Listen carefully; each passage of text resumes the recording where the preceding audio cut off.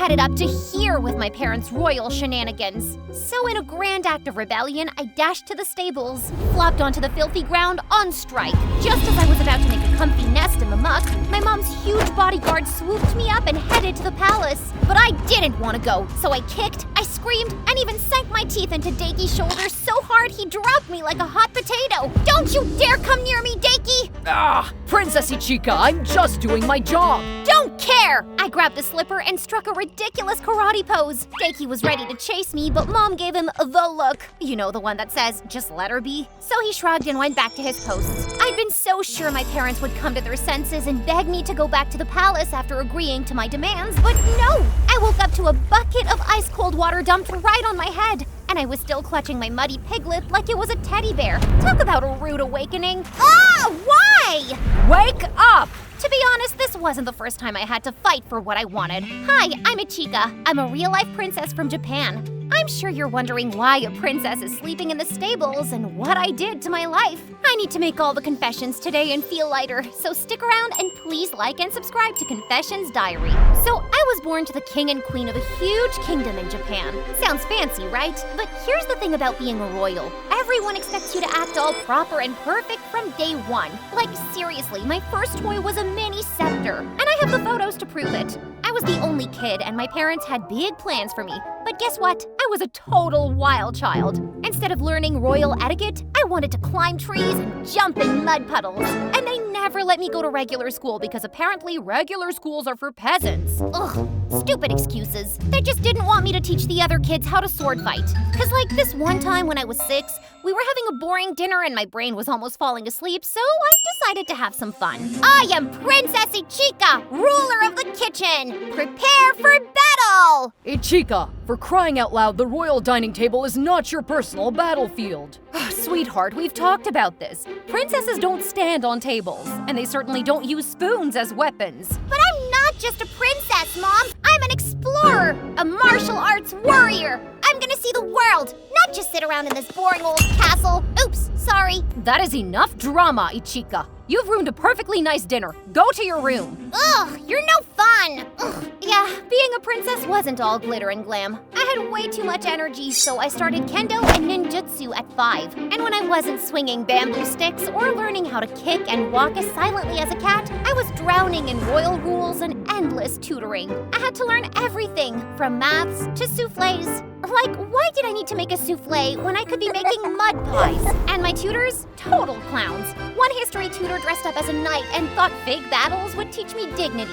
Spoiler alert, I beat him every time. So much for his dignity. But the older I got, the more obsessed I became with the outside world, especially American high schools. Like seriously, all I had were American high school movies and TV shows to go off of. But you're telling me boys and girls look that good in high school? Have you seen Teen Wolf? I mean, come on, how is that even real life? And I had this Instagram bestie from California who sent me pictures of her beautiful beach house, her school, the Hollywood sign. Ugh, all the places I wanted to be instead of this prison palace. By the time I turned 17, Haley, my Insta bestie, and I talked and chatted almost every day, and we got really close. I watched all the movies she recommended, listened to all her crazy stories about America, and was about ready to experience it all. So one night, I decided to drop the bomb on my parents. Mom, Dad, let me go to America and spend my senior year at an American high school. Oh, honey, I want a lot of things too, like a vacation to the moon, but that doesn't mean I'm getting it. I get that you want me to take on my queenly duties later, but come on, just let me have this 1 year. Pretty please. Not happening, Ichika. Sleep off this ridiculous whim of yours. This isn't a whim, Mom. Dad, seriously, help me out here. Ichika, listen to your mom. Oh, you guys are so frustrating. I was furious they weren't listening. So my grand plan to get their attention? I stormed off to the stables to punish them by sleeping with the animals. Because obviously nothing says take me seriously like curling up in a pile of mud. And that is how I ended up curled up with a piglet covered in mud while my mom looked like she was about to faint from the sheer horror of it all. If you don't let me go to America for my senior year, I'm running away. Like, for real. Are you threatening the queen? Because I'm pretty sure that is considered treason. It's also treason to make the future queen so miserable that she wants to run away. Oh, you are impossible. Look at you covered in mud, surrounded by farm animals. This is not how we raised you, Ichika. Mom and I are basically two stubborn mules, and this was no different. I refused to eat anything because eating would mean giving in. I skipped all my showers so I smelled like a dumpster. And oh, I also ditched all my classes because apparently missing graduation is totally worth it for a royal tantrum, right? Wrong. My parents stood their ground and absolutely refused to compromise. Well, if that's the way they want it, then let the games begin. Time to execute Plan B. Plan B was very simple. Save lots of money, get a fake ID, which I did by myself, by the way. I'm pretty smart. Pack a few essentials, wear a disguise, and prison break myself to America. Don't judge me. You'd have to be under the pressure I was in to see things from my point of view. Besides, I know a few other princesses who've run away from home. In movies, of course. There's a first time for everything, right? I'd studied every corner, every tunnel, and every passage in the palace, and I knew all the guard schedules on every gate and every... Okay, you get the point. So, one night after dinner, while everyone slept, I sneaked out through the window, went through some secret passages, and was out without anyone noticing. My silent walking lessons from ninjutsu sure paid off now. I hailed a cab to catch a midnight flight to California. California was a total sensory overload. The air smelled like superstars and freedom, and I thought maybe if I'm lucky enough, I'll run into Dylan O'Brien here. Oh man, I'd give up my throne to marry him. Everything was falling into place. But my phone was blowing up with a million missed calls and messages from Mom swinging between threats and desperate pleas. I dialed back with a smirk. Where the heck are you? Get home now, or I'll have your head on a platter. Well, hello to you too, Mom. Also, I'm in America now, so guess what? You can't stop me. What? When did you plan this, you little... Just let me stay 1 year. After that, do whatever you want. I'm serious. Besides, I know how to fight. I can take care of myself. She paused, then sighed in frustration. Ugh, fine, but don't expect a dime from us. You're on your own. And victory! That's how you do it, boys and girls. Also, have you seriously not subscribed to Confession Diary yet? What's the deal, man? Come on, do it now. And do you guys remember Haley, my online friend? We joked for a while about how if I ever came to America, I'd live with her. And I told her severely that I had applied for a student exchange program, so she knew I'd be coming to California, but she didn't know the timeline. So she totally freaked out when I called her, but the surprise on her face was priceless. OMG, you actually came! Surprise! So Haley took me around the city, we did a little shopping, and finally went to her place. And you know, I always thought I was great at giving people surprises. I mean, just look at what I pulled on my parents. But I soon found out that Haley was the queen of surprises. From all her stories and posts online, I thought she was loaded and lived in a mansion. But when we pulled up to this tiny rundown house, I almost choked. Wait, you live here? Yeah, sorry. Watch your step, though.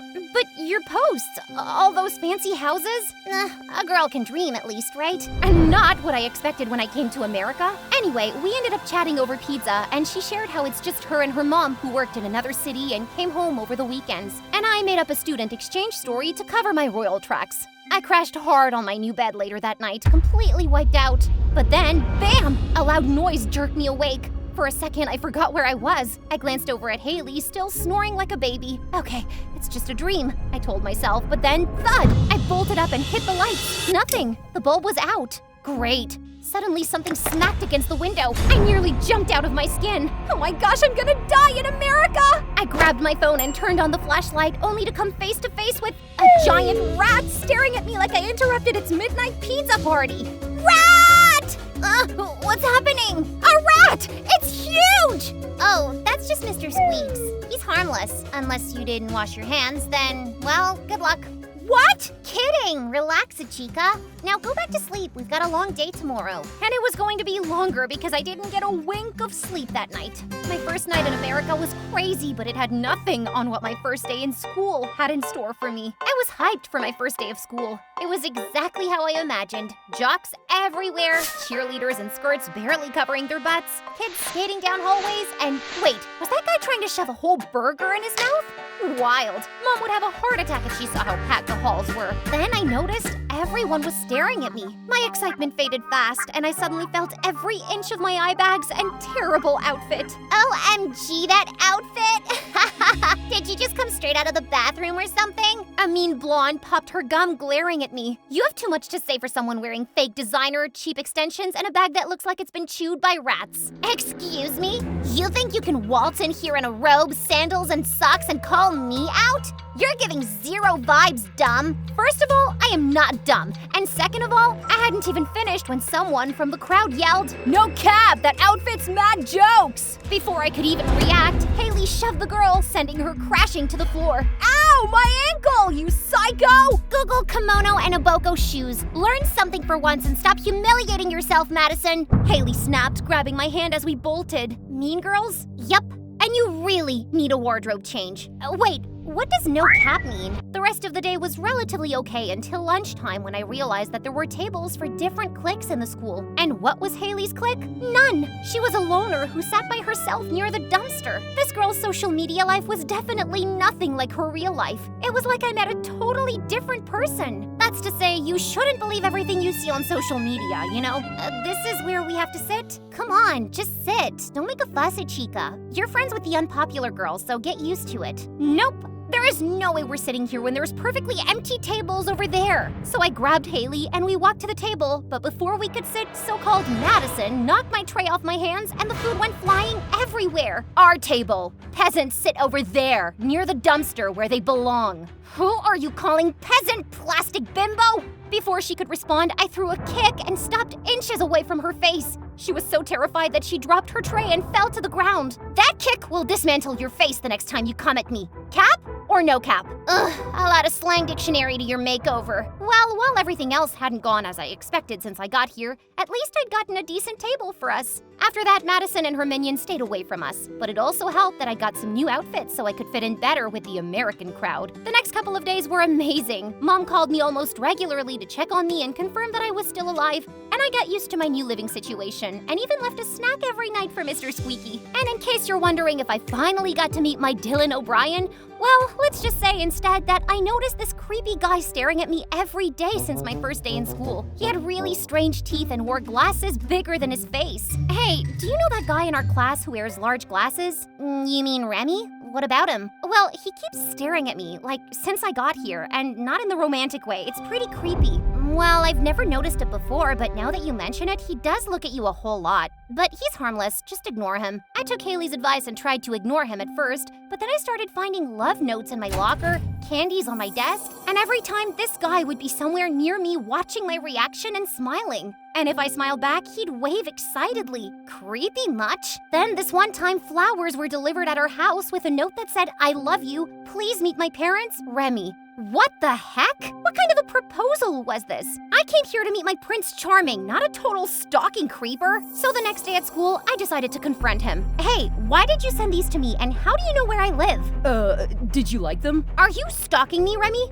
And what kind of card is this? I'm sorry, I just really like you. No, I love you. You're different from everyone here. My parents would love you. Dude, can you back off?